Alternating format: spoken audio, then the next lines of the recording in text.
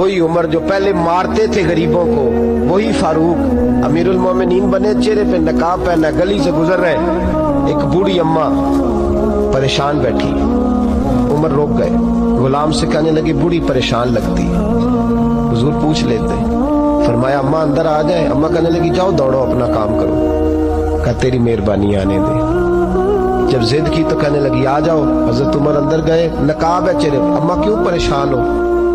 کہنے لگی عمر سے بڑی شکایت۔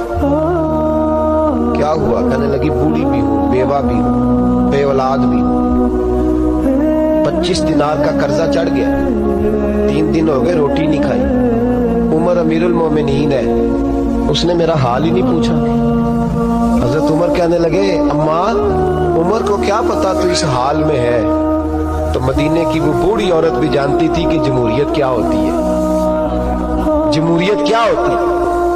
اماں عمر کو کیا پتا کہ تو اس حال میں ہے؟ تو وہ اماں بولی، کہنے لگی کیا کہا تم نے؟ عمر کو پتا نہیں؟ تو عمر کو جا کے میرا پیغام دے دو کہ حکومت چھوڑ دے، اس کے حوالے کرے جو غریبوں کا پتہ رکھ سکتا ہے، نہ ادھر ادھر کی تو بات کر، یہ بتا کہ قافلہ کیوں لٹا؟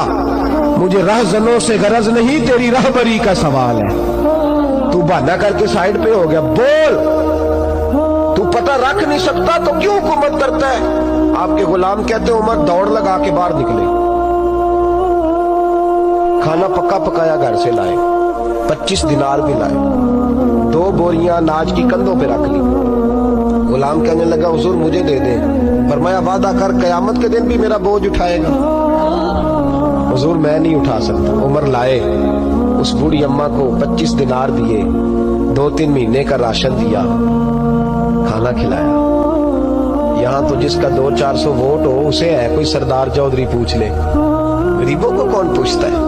لیکن جب میلاد کا انقلاب آتا ہے پھر غریبوں کی عزت بڑھتی ہے۔ حضرت عمر اماں کے پیروں میں بیٹھ گئے، کہنے لگے اماں چل عمر کو میری خاطر معاف کر دے۔ اماں نے ایک لفظ کہا تو آپ کے غلام کہتے ہیں عمر کو اتنا روتے کبھی نہیں دیکھا جتنا عمر آج روئے۔ اماں کہنے لگی میں کوئی نہیں معاف کروں گی، میں تو بوڑھی ہوں، کسی وقت بھی بلاوا آئے گا، جب میں مروں گی نا نبی پاک میری قبر میں آئیں گے تو میں عمر کی شکایت لگاؤں گی، میں کہوں گی محبوبہ میں غریب نہیں، مجبور، پریشان، آپ نے اس کی ڈیوٹی لگائی تھی، اس نے میرا حال نہیں پوچھا۔ آپ کے غلام کہتے ہیں عمر اس طرح روتے جیسے بچہ بلک کے روتا۔ کہنے لگے اماں اس طرح نہ کرنا، عمر بڑا کمزور ہے، وہ بڑا کمزور ہے، وہ یہ شکایت نہ لگانا، عمر بڑا ماڑا ہے، حضور کا سامنا نہیں کر سکے۔ اماں کہنے لگی نہیں، میرا دکھ ہی بڑا ہے، میں عمر کی شکایت لگاؤں گی۔ حضرت فاروق اعظم منت کرنے لگے تو بوڑھی کہنے لگی چل تیری خاطر عمر کو معاف کیا۔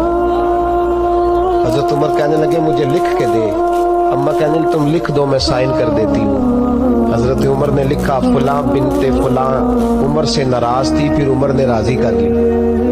وہ اماں دستخط کرنے ہی لگی تھی کہ مولا علی شیر خدا آ گئے، حضرت عبداللہ ابن مسعود آ گئے رضی اللہ تعالی عنہما۔ اندر آتے ہی کہنے لگے عمر یہاں کھڑے ہو، میں سارے مدینے میں ڈھونڈ آیا ہوں، وہ ملک شام کے کچھ سفیر ملنے آئے۔ اماں فٹافٹ اٹھ گئی، ہائے یہ عمر تھا، عمر کے سامنے کہتی رہی۔ فاروق اعظم کہنے لگے نا اماں تو وعدے پہ قائم رہ، تو نے جو کیا ٹھیک کیا، سائن کر۔ اماں نے دستخط کیے تو حضرت عمر حضرت مولا علی شیر خدا کرم اللہ تعالی وجہ الکریم کو خط دے کے کہنے لگے علی گواہ کے سائن آپ بھی کر دو، عبداللہ بطور گواہ تم بھی دستخط کر دو۔ جب سائن کر دیے تو حضرت عمر نے رکا لپیٹا اور حضرت علی کو دے کے کہنے لگے علی مجھے امید ہے میں تم سے پہلے دنیا سے چلا جاؤں، جب میں مر جاؤں تو یہ رکا میرے کفن میں رکھ دینا۔ میرے نبی نے اگر پوچھا عمر میری امت کا کیا کر کے آئے ہو تو میں رکا نکال کے عرض کروں گا مولا ایک بوڑھی اماں ناراض تھی، میں اسے بھی راضی کر کے آیا۔